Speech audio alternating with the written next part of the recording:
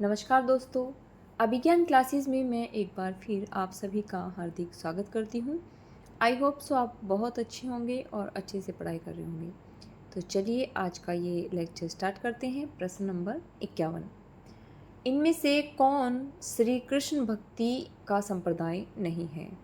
तो इसमें आपका ऑप्शन नंबर सी तत्सुखी जो संप्रदाय है ये श्री कृष्ण भक्ति संप्रदाय का नहीं है। चलिए इसकी व्याख्या देख लेते हैं। तत्सुखी संप्रदाय कृष्ण भक्ति से संबंधित नहीं है। तत्सुखी जो संप्रदाय है इसके प्रवर्तक जीवाराम है। श्री वल्लभ संप्रदाय वल्लभाचार्य के द्वारा प्रवर्तित है। वहीं हरिदासी संप्रदाय स्वामी हरिदास के द्वारा तथा गौड़ी संप्रदाय ये चैतन्य महाप्रभु के द्वारा प्रवर्तित संप्रदाय है। चलिए नेक्स्ट प्रश्न देख लेते हैं। निम्नलिखित संप्रदायों को उनके अनुयायियों के साथ में सुमेलित करना है। तो चलिए देख लेते हैं एक बार, इसका सुमेलित रूप देख लेते हैं। वल्लभाचार्य इसके अनुयायी गोविंद स्वामी हैं तथा इसके प्रवर्तक वल्लभाचार्य रहे हैं। वहीं निम्बार्काचार्य इसके अनुयायी हरिव्यास देव रहे हैं तथा इसके प्रवर्तक निम्बार्काचार्य रहे हैं। राधा वल्लभ संप्रदाय इसके अनुयायी दामोदर दास, वहीं इसके जो प्रवर्तक हैं वो हित हरिवंश रहे हैं। चैतन्य संप्रदाय अनुयायी हैं इनके गदाधर भट्ट तथा चैतन्य महाप्रभु इनके प्रवर्तक रहे हैं। हरिदासी अथवा सखी अथवा तटी संप्रदाय ये आपके इसके अनुयायी जगन्नाथ गोस्वामी रहे हैं, तो वहीं इसके प्रवर्तक स्वामी हरिदास रहे हैं। चलिए नेक्स्ट प्रश्न देख लेते हैं।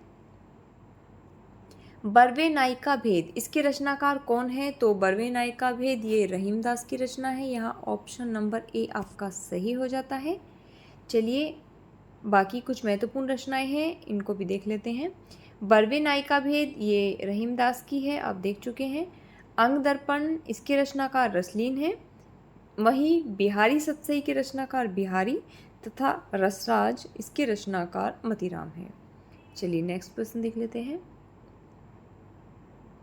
अधिक व्याख्या इसलिए नहीं की जा रही है क्योंकि फिर ये जो यूथ कंपटीशन की जो बुक है इसको कंप्लीट करना मुश्किल हो जाएगा, तो इसलिए फटाफट ये आपका एक रिवीजन है, प्रश्न है, साथ में इसके संबंधित जितनी भी व्याख्या हो सकती है वो यहाँ दी गई है। एक दो बिंदु मैं भी इसमें ऐड ऑन करती रहती हूँ जहाँ संभव होता है।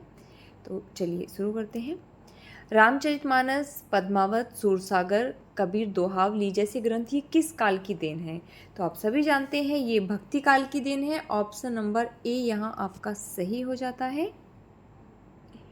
भक्ति काल रामाश्रयी, कृष्णाश्रयी, प्रेमाश्रयी एवं ज्ञानाश्रयी इन चार शाखाओं में विभक्त है, जिसमें रामचरितमानस रामाश्रयी शाखा का, वहीं सूरसागर ये कृष्णाश्रयी शाखा से संबंधित है, तो पद्मावत प्रेमाश्रयी शाखा तथा कबीर दोहावली ये ज्ञानाश्रयी शाखा का प्रतिनिधित्व करते हैं। चलिए नेक्स्ट प्रश्न देख लेते हैं। विभिन्न मतों के आधार पर हिंदी में भक्ति काव्य की कितनी शाखाएं मानी जाती हैं? तो विभिन्न मतों के आधार पर हिंदी में भक्ति काव्य की 4 शाखाएं मानी जाती हैं। ऑप्शन नंबर बी यहाँ आपका सही हो जाता है।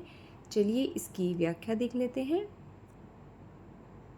विभिन्न मतों के आधार पर हिंदी में भक्ति काव्य की 2 धाराएं निर्गुण धारा एवं सगुण धारा मानी जाती है। इनमें से प्रत्येक की 2-2 शाखाएं निर्गुण धारा की ज्ञानाश्रयी और प्रेमाश्रयी, वहीं सगुण धारा की रामाश्रयी एवं कृष्णाश्रयी मानी जाती है। इस तरह भक्ति काव्य की 4 शाखाएं हो जाती हैं। चलिए यहाँ पर एक कूट दिया गया है।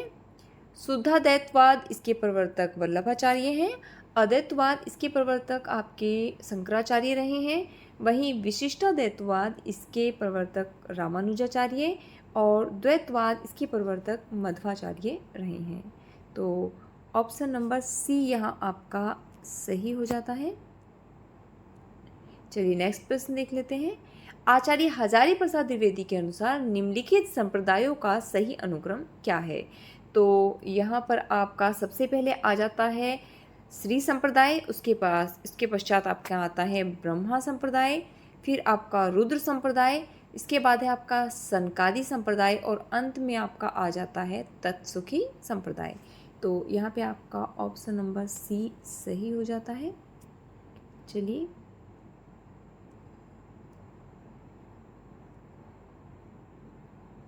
नेक्स्ट प्रश्न देख लेते हैं।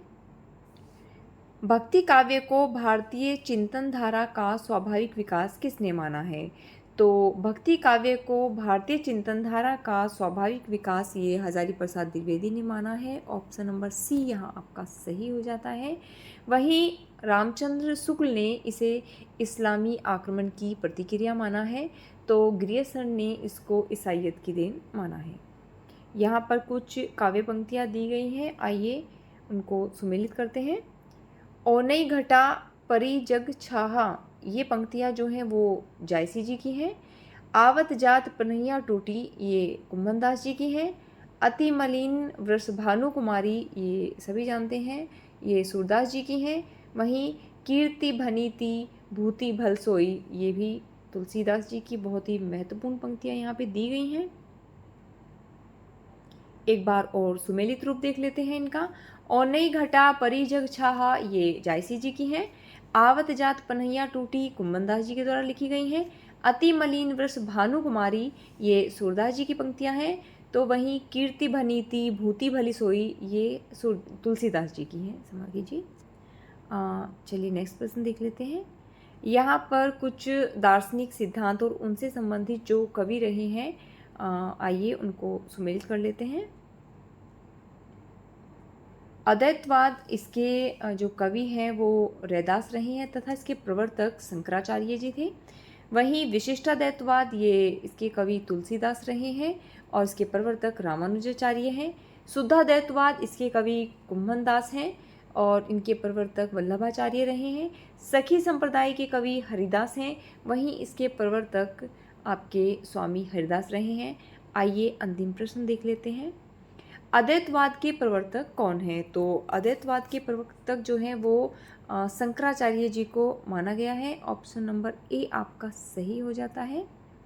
आइए यहाँ पे कुछ प्रवर्तक और उससे संबंधित वाद दिए गए हैं। शुद्धाद्वैतवाद, इसके जो प्रवर्तक हैं वो वल्लभाचार्य हैं।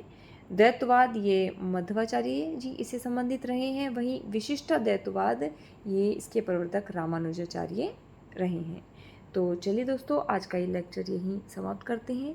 अगर आपको ये प्रयास अच्छा लग रहा है तो इसे लाइक, शेयर और सब्सक्राइब कीजिएगा। Thanks for watching.